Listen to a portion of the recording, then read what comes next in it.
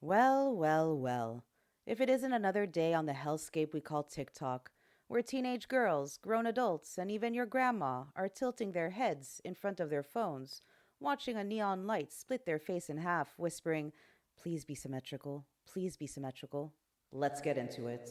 Welcome back to Beauty Unlocked. I'm Carissa, and today we are diving headfirst into the twisted world of social media, but in particular TikTok's facial symmetry obsession. Buckle up, my loves, because we're about to shatter some filters and egos. So here's the deal: humans have always been fascinated by symmetry. Researchers tell us that symmetrical faces are often rated as more attractive, likely because our brains associate symmetry with health, fertility, and genetic fitness. But, and this is a big but, let's get something straight.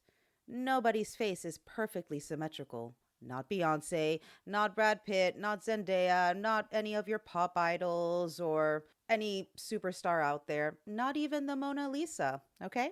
Psychologist Dr. Pamela Pallett, who studied facial symmetry, says symmetry is just one of many cues to attractiveness. The problem is when you overvalue it, we ignore the beauty in normal, naturally asymmetric faces. Translation: we're chasing an illusion, people. Enter TikTok and its galaxy of filters. There's the symmetry scan, the perfect face, and my personal favorite, by which I mean nemesis, the golden ratio filter. These apps scan your face, tweak your features, and present you with, well, basically a photoshopped version of yourself. But here's where it gets dark.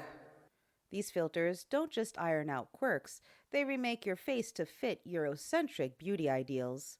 Think narrower noses, lifted brows, lighter skin tones, and sharper jawlines.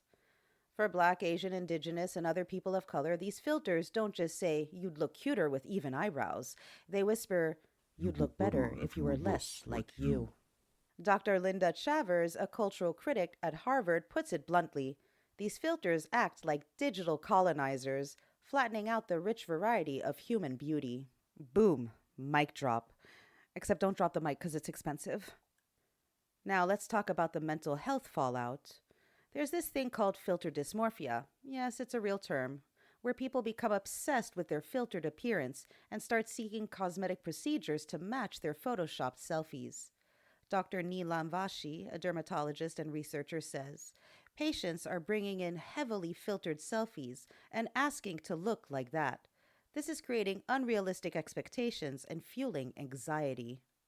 And it's not just adults. Teenagers, who, by the way, are still developing their sense of identity, are bombarded with these digital lies, learning that beauty means whiteness, symmetry, and surgical precision. Here's the kicker, though. While we're all busy chasing the perfect face, science is laughing in the corner. Because guess what?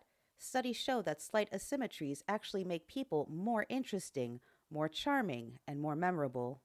That little crooked smile, that uneven eyebrow, like mine, that tiny nose bump, they're not flaws. They're what make you unforgettable. Alexa, play Nat King Cole's Unforgettable. So, why are we trading our individuality for a bland, Euro filtered cookie cutter face? And let's not pretend this is harmless fun. These filters reinforce white, Western ideals of beauty as the gold standard, erasing ethnic features and promoting a one size fits all fantasy. It's telling Black, Asian, Indigenous, people of color that their noses are too wide, their eyes are too small, their skin's too dark. What the fuck? It's telling us that we do not fit the standard.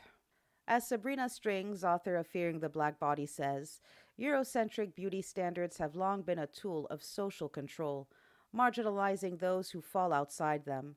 Filters just digitize these old hierarchies, making them seem natural or inevitable. And guess what? Nothing about this is natural. So, what can we do? First, call it out. When you see these filters, name them for what they are: digital distortion tools. Second, curate your feeds. Follow creators who celebrate diverse, unfiltered beauty. Flood your timeline with real faces. And third, and this one's tough, practice radical self acceptance.